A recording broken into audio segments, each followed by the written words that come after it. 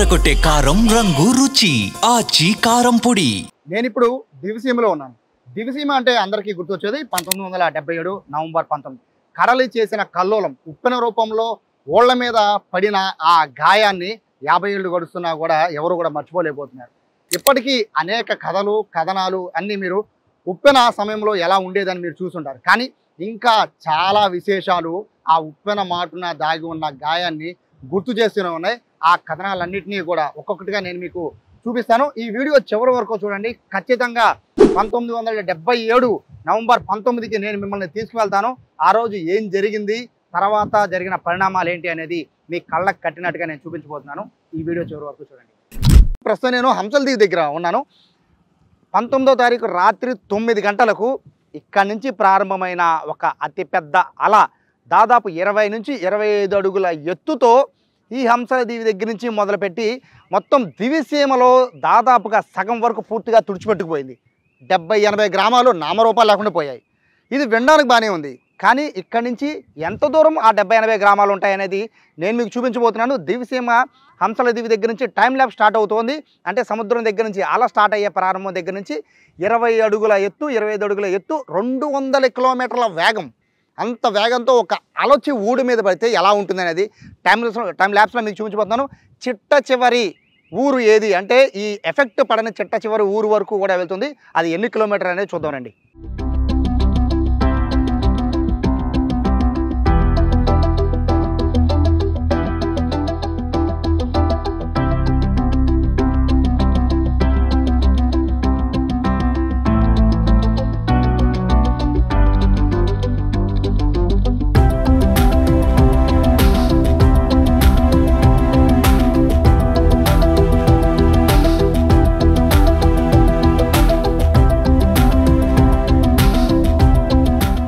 పాలకాయ తిప్ప దగ్గర నుంచి మొదలు పెట్టుకున్న ఈ ప్రయాణం అంతా కూడా ఈ టైం ల్యాబ్స్ అంతా కూడా దాదాపుగా 8 నుంచి 9 కిలోమీటర్లు వచ్చింది. అంటే మనకి ఉప్పెన ఎంత అంటే దాని ప్రభావం ఎంత మేర వచ్చిందని లెక్కేసుకుంటే పాలకాయ తిప్ప నుంచి మనకి దాదాపుగా ప్రస్తుతం నేను ఉన్నది ఇక్కడ జయపురం వరకు దాదాపుగా ఈ 9 కిలోమీటర్లు అరౌండ్ 9 కిలోమీటర్ల వరకు వచ్చిందంటే చూడొచ్చు అది ఏ స్థాయిలో ఓళ్ల మీద పడిందో చూడొచ్చు. కేవలం మనం చూసిందంతా కూడా ఒక పొడవు, అంటే అది ఓళ్ల మీదకి వచ్చిన రూట్ మాత్రమే మనం చూసాం. ఇదే విధంగా పాలకాయ తిప్ప నుంచి మొదలు పెట్టుకొని అక్కడ మనకి గొల్లల మోద ఉంటుంది. అంటే దాదాపు ఒక 40 కిలోమీటర్ల వరకు ఈ మొత్తము ఈ దివిసీమ పొడవు ఉంటుంది. ఆ కట్ట పొడవు మొత్తం లెక్కేసుకుంటే ఎన్ని ఓళ్ళని ఉప్పెన కబళించిందో కూడా అర్థం చేసుకోవచ్చు. జస్ట్ ఇప్పుడు మనం చూస్తుంది ఇక్కడితో వచ్చి ఆగిపోయింది. అక్కడి నుంచి మనం మొదలుపెట్టిన పాలకాయ తిప్ప మొదలు పెట్టుకుంటే ఈ రోడ్డు దగ్గరికి వచ్చి ఆగిపోయింది ఉప్పెన. అంటే ఇక్కడ నుంచి కొంచెం ప్రభావం తగ్గుకుంటూ ఇక్కడ దాకా వచ్చిందంటే అర్థం చేసుకోవచ్చు. జస్ట్ ఈ 9 కిలోమీటర్లకే మనం చూసిన జస్ట్ ఈ 9 కిలోమీటర్లకే ఇన్ని వేల మంది చనిపోయారు. అంటే దీని ప్రభావం అంతా కూడా గొల్లల మోద వరకు ఉంది. అక్కడి నుంచి దాదాపు 80 గ్రామాలను చుట్టుముట్టేసిందంటే పరిస్థితి ఏ విధంగా ఉందో అర్థం చేసుకోవచ్చు. దాదాపుగా 10,000 మందికి పైగా మరణించినట్టుగా కూడా అధికారులు చెప్తున్నారు. అనధికారుల లెక్కలైతే ఇక లెక్కే లేదు. అందరూ కూడా ఇక్కడ వరకు అంటే సహాయ కార్యక్రమాలు కూడా మోస్ట్లీ పర్యవేక్షించడం కోసం అధికారులు కూడా మోస్ట్లీ జయపురం వరకు కూడా రాగలిగారు. ఎందుకంటే అవనగడ్డ నుంచి వెళ్ళాలి అంటే కోడూరు మార్గం ఇదే ఉంటుంది కాబట్టి ఈ రోడ్డు వరకు కూడా అధికారులు ఇక్కడ నుంచి రాగలిగారు. ఇక్కడ నుంచి లోపలికి వెళ్ళడానికి దాదాపు 3 రోజులు చాలా ఇబ్బందులు పడాల్సిన పరిస్థితి ఉంది.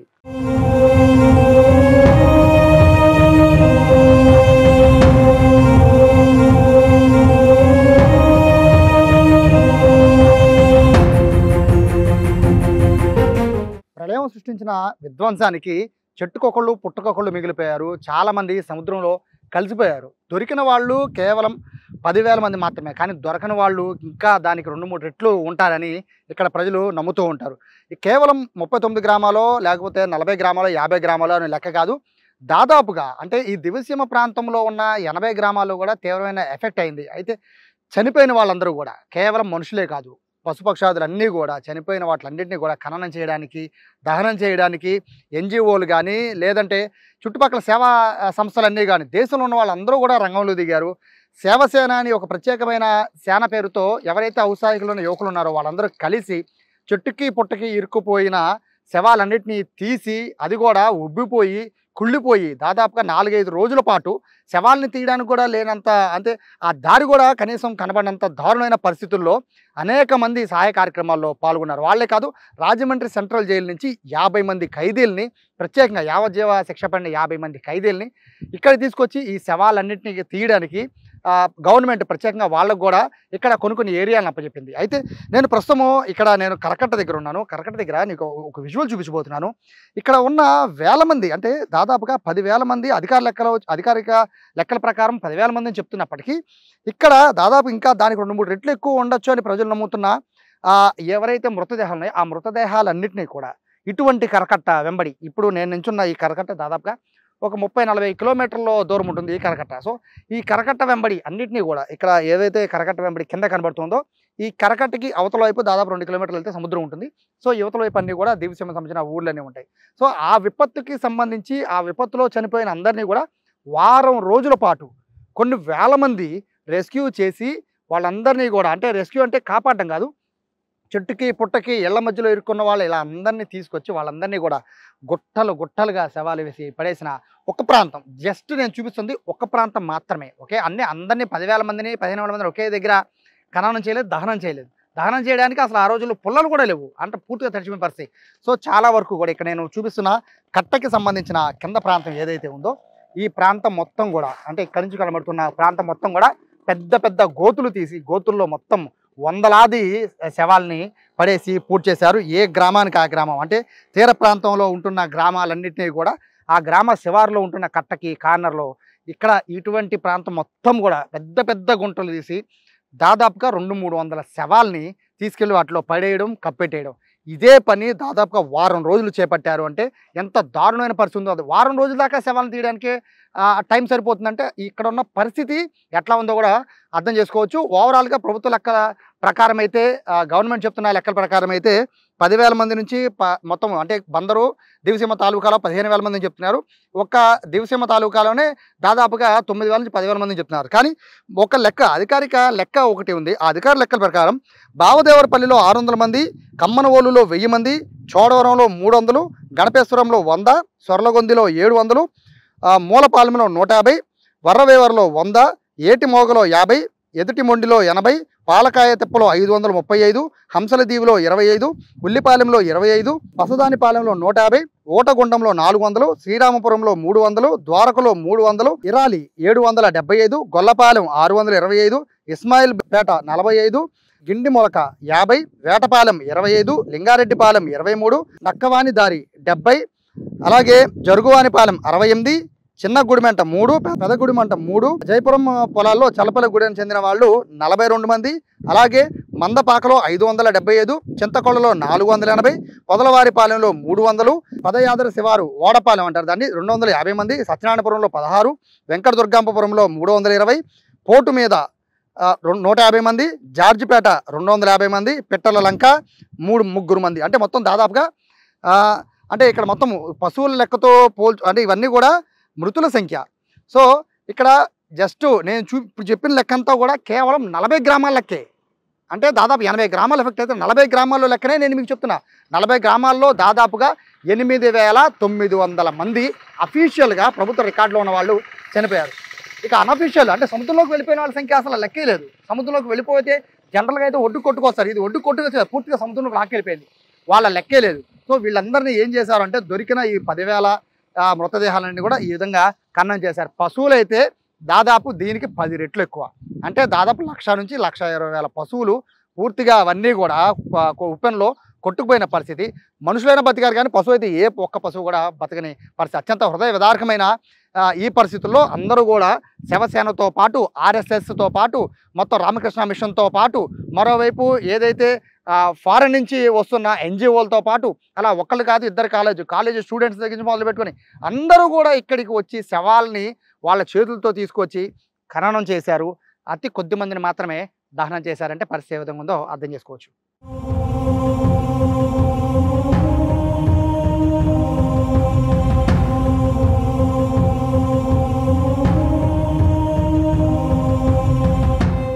ఇక్కడ దీనంతా క్లీన్ చేయాలంటే విపరీతమైన శవాలతో ఉన్న శవాల దెబ్బలు క్లీన్ చేయాలంటే ఎంతో ఓర్పు కావాలి.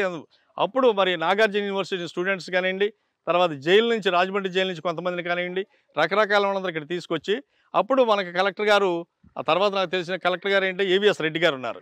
ఆ ఏవిఎస్ రెడ్డి గారు దానికి మనకి ఆ రోజున్న పరిస్థితుల్లో మరి కొండంత అండగా దివిసీమకి నిలబడ్డటువంటి దివిసీమ గాంధీ అని పేరు పొందినటువంటి మహానుభావులు స్వర్గీయ మండలి వెంకటకృష్ణారావు గారి యొక్క పిలుపు మేరకు జాతీయ, అంతర్జాతీయ స్వచ్ఛంద సేవా సంస్థలన్నీ కూడా ఒక్కసారిగా ఇక్కడ డంప్ అవ్వడం, వాళ్ళు తోసింది ఇక్కడ శివసేన అనే ఒక సంఘాన్ని ఏర్పాటు చేయటం.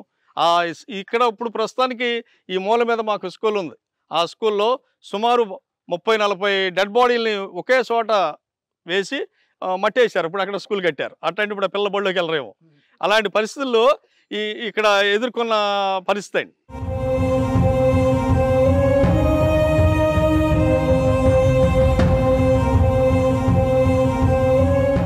ప్రస్తుతం నేను పాలకాయ తిప్ప దగ్గర ఉన్నాను.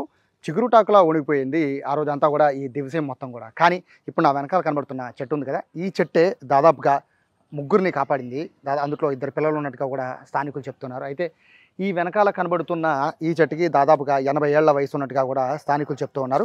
ఆ రోజు జరిగిన ఇన్సిడెంట్ ఏదైతే మొత్తం ఓళ్ల మీద పడిపోయింది, విరుచుకుపడిపోయిందో రాకాశాల్లో, దాన్ని తట్టుకొని నిలబడింది ఈ తుమ్మ చెట్టు. దాదాపు 80 ఏళ్ల వయసు ఉంది అంటే అర్థం చేసుకోవచ్చు ఎంత స్ట్రాంగ్గా ఉందో. మొత్తం ఓళ్లకు వీళ్ళు తుడిచిపెట్టుకుపోయినప్పటికీ ఈ చెట్టు మాత్రం అలాగే ఇప్పటికీ ఉంది.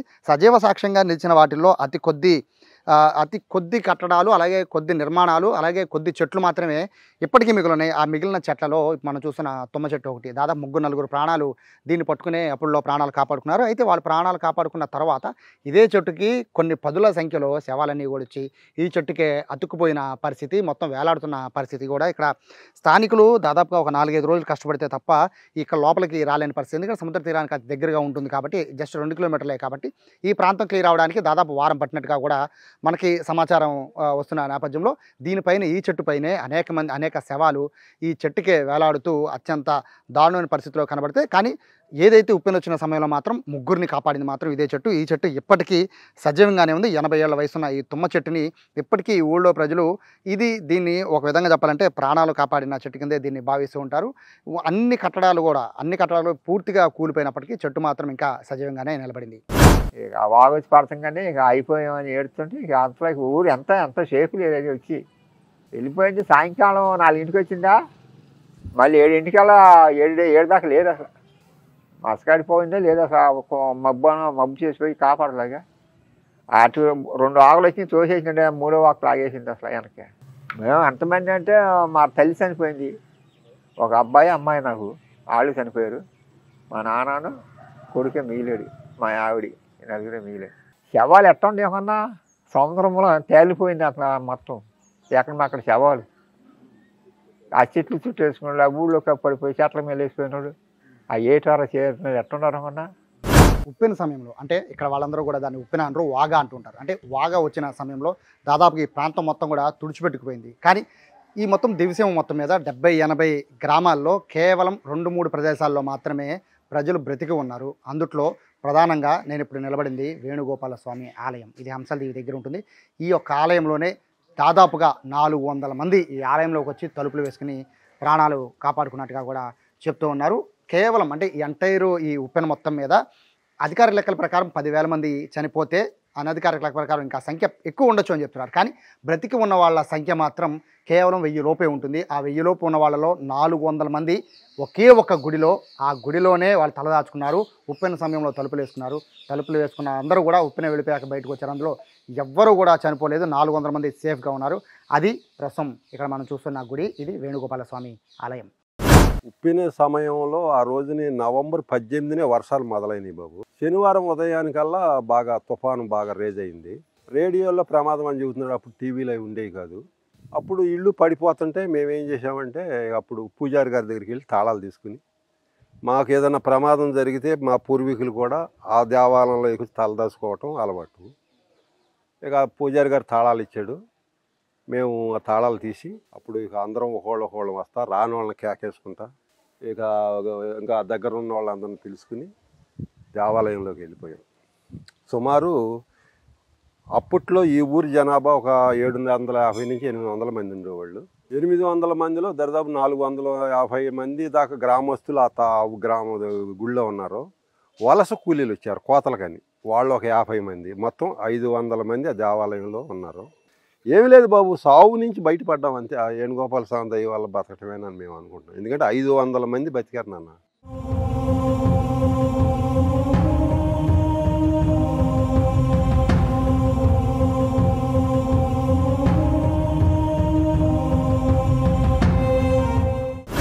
మిగిల్చిన గాయం ఎలాంటిదంటే ఊళ్ళకు ఊళ్ళు కొట్టుకుపోవడమే కాదు, అయిన వాళ్ళని దూరం చేసేసినాయి. పూర్తిగా తమ సర్వస్వం అనుకున్న ఇళ్ళే కాదు, అయిన వాళ్ళను కూడా సముద్రంలోకి లాగేసుకుంది. ప్రస్తుతం నా పక్కన ఉన్న ఇద్దరు కూడా, రామయ్య గారు అలాగే గోపాలరావు గారు, వీళ్ళిద్దరూ మాత్రమే సింగిల్గా మిగిలారు. ఈయన కుటుంబం మొత్తం కూడా ఈ ఉప్పెన దాటికి మొత్తం కూడా ప్రాణాలు విడిస్తే, మరోవైపు గోపాలరావు గారి కుటుంబం కూడా పూర్తిగా నీళ్ళల్లో ఆ రోజు కొట్టుకుపోవడం జరిగింది. ఈయన ఒకవైపు తేలితే ఈయన మరోవైపు తేలారు. ఇటువంటి దీనగాథలు దివ్యసీమలో ప్రతి ఇంట్లో ఒకటి ఖచ్చితంగా ఉంటుంది. ఇటువంటి కుటుంబాలని కోల్పోయిన వాళ్ళ సంఖ్య అసలు లెక్కలోకే లేదు. అధికారులు చెప్తున్న లెక్క ప్రకారం 10,000 మందే కావచ్చు, కానీ అనధికారికంగా ఈ సంఖ్య ఎంతో ఉండొచ్చు.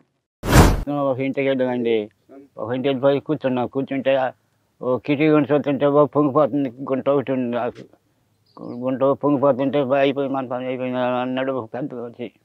అయిపోయాం అంటే అంతవరకు వచ్చేసింది, పొంగిపోయి కొత్త ఇల్లు కూడా కొత్త ఇల్లు వెళ్ళిపోతే ఆయన చేత నాకు పిల్లడు ఉన్నాడు, నన్ను వేసుకుంటే బాగా ఉంటే చిరబడిపోయాడు. ఇటు చిరబడిపోతే కొట్టిపోయి అటు తిరిగి వచ్చేసేసి మళ్ళీ బాగా ఉంటే వెళ్ళిపోయి మళ్ళీ బాగా ఉంటే తిరిగి వచ్చేసి చెట్టు పెట్టేసానండి.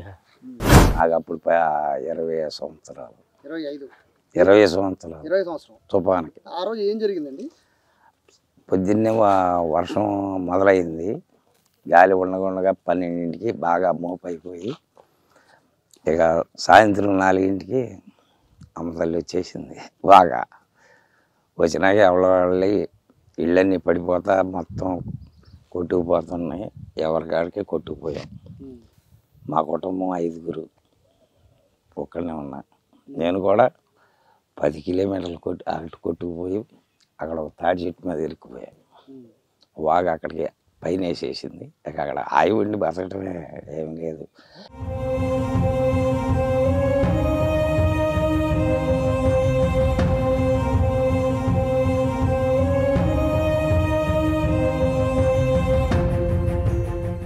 ఈ దివిసీమ మొత్తం మీద దాదాపు 80 గ్రామాలు ఎఫెక్ట్ అయితే దాదాపు 39 గ్రామాలు పూర్తిగా తుడిచిపెట్టుకుపోయాయి.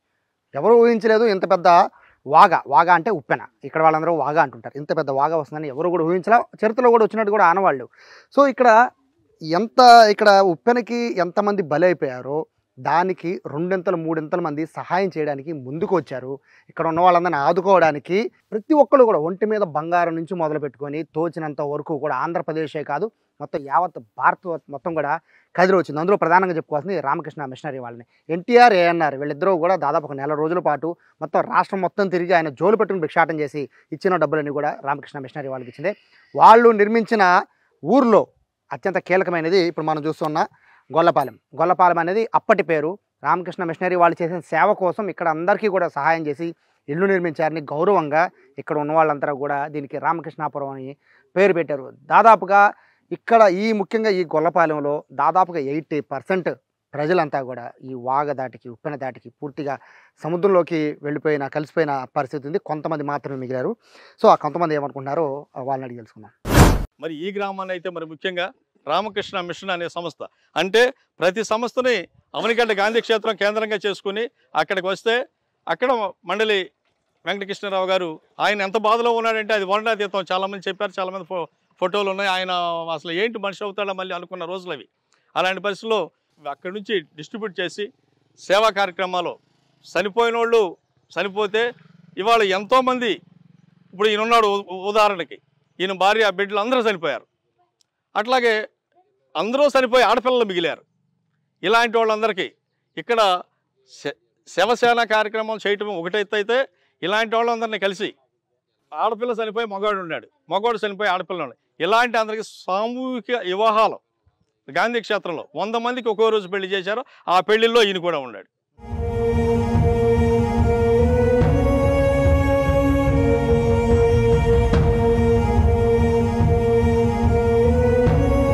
ఉప్పెన దాటికి చితికిపోయిన గ్రామాల్లో అత్యంత కీలకమైన గ్రామం సొర్లగొంది. సో ప్రస్తుతం నేను సొర్లగొంది దగ్గర ఉన్నాను. సొర్లగొందికి ఈ గ్రామాన్ని పునర్నిర్మించడానికి పోలీసులు పడిన కృషి అంతా ఇంత కాదు. ఇక్కడ మనకి దానికి సంబంధించిన స్తూపం కూడా ఉంది. పైన పోలీసులు ఏ విధంగా పసిబిడ్డల్ని ఆడవాళ్ళని కాపాడారు ఆ సమయంలో అనేది, ఎలా వాళ్ళని ఆపదలో నుంచి రక్షించారు. అలాగే కేవలం పోలీసులు వీళ్ళని రక్షించడం మాత్రమే కాదు, ఈ ఊరిని నిలబెట్టడానికి వాళ్ళు జీతభత్యాలను కూడా త్యాగం చేసిన పరిస్థితి కూడా ఉంది. ఇక్కడ మనకి బోర్డు మీద కూడా చూడొచ్చు. సొర్లగొందికి సంబంధించి కృష్ణా జిల్లా పోలీస్ సిబ్బంది ప్రత్యేక సాయుధ పోలీస్ దళం పునర్నిర్మించిన గ్రామానికి 8/5/1979 తేదీ, అంటే దాదాపుగా సంవత్సరాల తరువాత అప్పటి ఆంధ్రప్రదేశ్ ముఖ్యమంత్రి డాక్టర్ మర్రి చెన్నారెడ్డి గారి చేతుల మీదుగా ఈ ప్రారంభోత్సవం. ఈ ఊరు దాదాపుగా ఈ సొర్లగొందిలోనే 1000 మంది ఇక్కడ ఉంటే నివసిస్తుంటే అందులో 715 మంది చనిపోయారు ఉప్పెన దాటికి. అంతమంది చనిపోవడం అనేది అత్యంత ఎక్కువ. అంటే కేవలం 3-4 గ్రామాల్లో, ఈ 80 గ్రామాల్లో 3-4 గ్రామాల్లో మాత్రమే ఈ 800-1000 మంది చనిపోయారు. మిగతా అన్ని గ్రామాల్లో కూడా 300 మంది, 500 మంది, 400 మంది ఇట్లా చనిపోయారు. అత్యంత ఎక్కువ మంది చనిపోయిన గ్రామాల్లో ఈ సొర్లగొంది కూడా ఒకటి. అయితే ఇక్కడ దీనికి గుర్తుగా సొర్లగొంది ఈ గ్రామానికి గుర్తుగా వీళ్ళు ఇక్కడ స్తూపం ఏర్పాటు చేయడమే కాదు, పోలీసులు ప్రతి నవంబర్ 19 తారీఖు ఇక్కడికి రావడం, పైన దీనికి దండ వేయడం, ఈ స్తూపాన్ని పైన పోలీసులు చేసిన కృషికి సంబంధించి. అలాగే పోలీసులు చాలామంది విధి నిర్వహణలో ఇక్కడికి వచ్చి వాళ్ళు చాలా గాయాల పాలయ్యారు. అలాగే వాళ్ళు సహాయ కార్యక్రమాలు చేసిన సమయంలో అనారోగ్యం పాలు కూడా అయిన పరిస్థితి కనబడుతోంది. పోలీసులు చేసిన సేవకి కృష్ణా జిల్లా పోలీసులు దాదాపుగా 2 నెలలు కంటి మీద కునుకు లేకుండా వాళ్ళు చేసిన సేవ, వాళ్ళ జీతభత్యాలు, అలాగే వాళ్ళ మొత్తం అంటే వాళ్ళకి సంబంధించిన బంధువులకు సంబంధించి వాళ్ళ దగ్గర నుంచి కూడా సహాయ సహకారాలు తీసుకున్నారు. కేవలం గవర్నమెంట్ మాత్రమే కాదు, పోలీసులు కూడా స్వచ్ఛందంగా ముందుకు వచ్చారు. వాళ్ళ బంధువుల దగ్గర కానీ, లేదా వాళ్ళ దగ్గర కానీ, హాస్పిటల్ ఉంటే వాళ్ళ దగ్గర కానీ బంగారం అంతా కూడా తీసుకుని ఈ గ్రామ నిర్మాణం అనేది చేపట్టారు. అయితే దీనికి గుర్తుగానే ఇక్కడ ఇది ఏర్పాటు చేయడం కూడా మనం చూస్తున్నాం. దీంతోపాటు దీని దగ్గరలోనే దీన్ దయాళపురం అని మరొకటి ఉంటుంది. అది RSS వాళ్ళు నిర్మించారు. దాన్ని ఓపెన్ చేయడానికి వాజ్పేయి వచ్చారు అప్పట్లో. అలాగే బిల్లిగ్రహం నగర్ అని దీనికి మరికొంత దూరంలో ఉంటుంది. అది అమెరికాలో ప్రముఖ క్రైస్తవ మతబోధకుడు బిల్లిగ్రహం, చాలా ఫేమస్ అతను. సో అతను వచ్చి దాదాపుగా 2-3 గ్రామాలని అతను దత్తత తీసుకుని వాటిని నిర్మాణాన్ని చేపట్టాడు. అలాగే ఇప్పుడు మనకు దీనికి దగ్గరలో నియర్ బై చూస్తున్న రామకృష్ణాపురం ఒకటి ఉంటుంది. సో ఆ రామకృష్ణాపురాన్ని రామకృష్ణ మఠం వాళ్ళు, అది కేవలం ఒక గ్రామం కాదు, వాళ్ళు దాదాపు 9 గ్రామాలని వాళ్ళు నిర్మించారు. వాళ్ళు దాదాపుగా 1000కి పైగా ఇళ్లను నిర్మించారు. సో ఇప్పుడు ఇలా నిలబడి చూస్తున్నాం. ఇక ఈ పక్కన ఇటువంటి ఇక్కడ సచివాలయం కానీ, లేకపోతే చుట్టుపక్కల ఇళ్ళు కానీ ఇవన్నీ ఉన్నాయంటే ఈ గ్రామానికి పూర్తిగా సొర్లగొందికి ప్రధాన కారణం మాత్రం పోలీస్ డిపార్ట్మెంట్. వాళ్ళు సేవా కార్యక్రమాలు చేయడమే కాదు, ఆర్థిక సహాయం కూడా చేసి ఇక్కడ వాళ్ళందరినీ కూడా నిలబెట్టారు. 714 మంది ఈ గ్రామంలో ఉప్పెన దాటికి వాళ్ళు కడలలో కలిసిపోయారు. ఆకాశం నైటే వెలుతురు కనపడిందండి సముద్రం వైపు. దాదాపు తెల్లారుజామున 2-3 వరకు అక్కడ ఏదో వెలుతురులాగా అనిపించింది సముద్రం మీద. చెట్ల మీద ఉన్నాం కాబట్టి మాకు కనపడింది. అది ఏదో దూరాన మండుతున్నట్టు, దాని షేడు ఆకాశంలో మనకి ఈ పొద్దు కూకేటప్పుడు, పొద్దు పొడిచేటప్పుడు కనపడిన రిఫ్లెక్షన్ లాగా కనపడింది. ఆ రోజున్న పరిస్థితుల్లో ఈ తుఫాను ప్రభావిత ప్రాంతాల్లో కూడా ఏది ఉంది, ఏది పోతుంది, ఎటు వెళ్ళాలి, ఎక్కడ తలదాచుకోవాలనేది కానీ ఉదయం 10 దాకా 11 దాకా ఇతర స్పృహ ఉంది. అక్కడి నుంచి ఎవరికి కూడా ముఖ్యమైన వస్తువులు ఎడ జాగ్రత్త చేసుకోవాలి, మన ఇల్లు సారిపోతే మనం ఎక్కడికి పోయి ప్రాణాలు కాపాడుకోవాలనేది కానీ.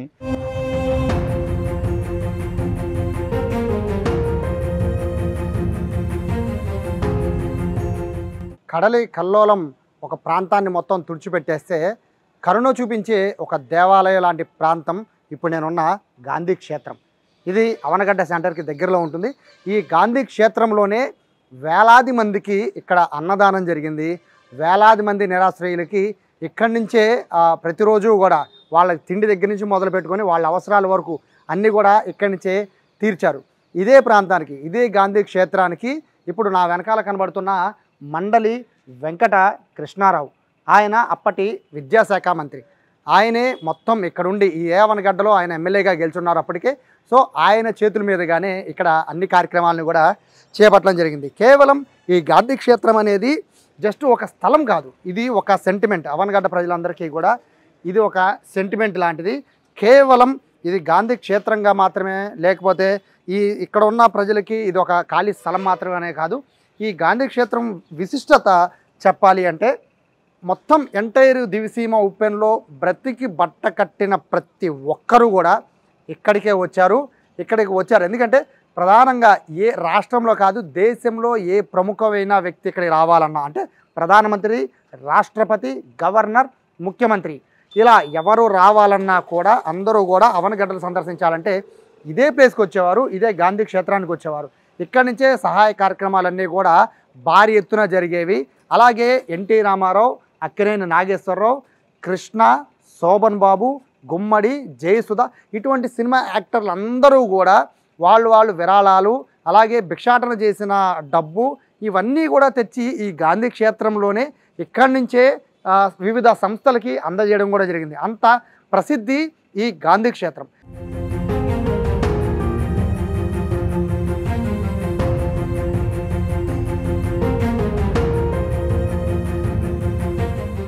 దాదాపుగా ఈ డయాస్ ఒక 50 ఏళ్ల క్రితం ఈ డయాస్ మీద ఎవరైతే ఉప్పెనలో మిగిలిపోయి ఉన్నారో, అంటే అప్పట్లో యువతీ యువకులు చాలామంది చెట్లకో పుట్లకో ఇళ్ళలో ఉన్న కిటికీలకో పట్టుకొని ప్రాణాలు కాపాడుకున్న అతి కొద్ది మంది ఉన్నారో వాళ్ళందరూ కూడా తల్లిని పోగొట్టుకున్న వాళ్ళు కొంతమంది, తండ్రిని పోగొట్టిన వాళ్ళు కొంతమంది, బిడ్డను పోగొట్టిన వాళ్ళు, భార్యని పోగొట్టిన వాళ్ళు ఇలా అందరూ కూడా వివిధ అంటే ఒక్క ఫ్యామిలీలో సర్వస్వం కోల్పోయిన వాళ్ళు చాలామంది ఉన్నారు. ఒంటరిగా మిగిలిపోయిన యువతులు అందరికీ కూడా ఇదే గాంధీ క్షేత్రం కళ్యాణ మండపం అయింది. సామూహిక వివాహాలు ఇక్కడ జరిపించారు.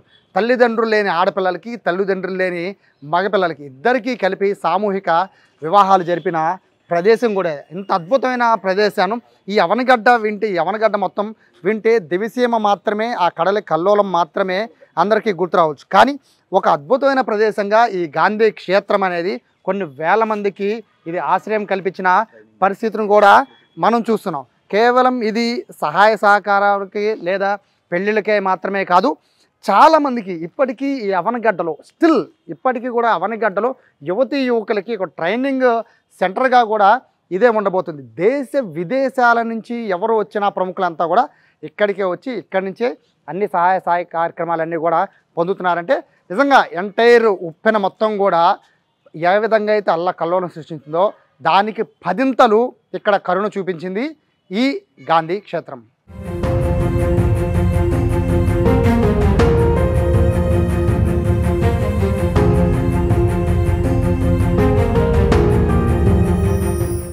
నవంబర్ 19 ఆ కాళరాత్రి దివిసీమ ప్రజల హాహాకారాలు గట్టిగానే వినిపించాయి, కానీ వినేవాళ్ళు లేరు. సముద్ర గర్జనలో ఆ కేకలన్నీ కూడా కలిసిపోయాయి. అదే సమయంలో మనిషి ధైర్యానికి నిదర్శనగా, మానవత్వానికి చిరునామాగా నిలిచింది నవంబర్ 19 దివిసీమ ఉప్పెన. దాదాపుగా 80 గ్రామాల ప్రజలు ఇప్పటికీ కూడా నవంబర్ 19 అంటే చాలు ఉలికిపడుతున్నారు. సో ప్రస్తుతం నాతో వెంకట్ ఉన్నారు. స్థానికంగా రిపోర్టర్గా పనిచేస్తూనే ఆ దివిసీమ మీద ఎన్నో ఆర్టికల్స్ ఇప్పటికే అందించారు. ఈ స్టోరీ మొత్తానికి కూడా సహకారం వెంకటే అందించారు. మేము వెళ్ళిన ప్రతి గ్రామంలో కూడా మిగిలిన అతి కొద్ది మంది వాళ్ళను కదిలిస్తే చాలు కన్నీటి గాథలు వినబడుతున్నాయి. వాళ్ళని టచ్ చేస్తే చాలు ఆనాటి జ్ఞాపకాలను గుర్తు తెచ్చుకొని ఏడుస్తూనే ఉన్నారు. ఇది 48 ఏళ్ళో, 50 ఏళ్ళో, 60 ఏళ్ళో, 70 ఏళ్ళో కాదు, మరొక 500 ఏళ్ళైనా కూడా దివిసీమ ఉప్పెన అనేది అది గతంలో కాదు, ఒక జ్ఞాపకంగా మిగిలిపోయే పరిస్థితి కనబడుతోంది. కెమెరా పర్సన్ వినయ్ అండ్ కృష్ణతో సాయి, సుమన్ టీవీ, దివిసీమ నుండి.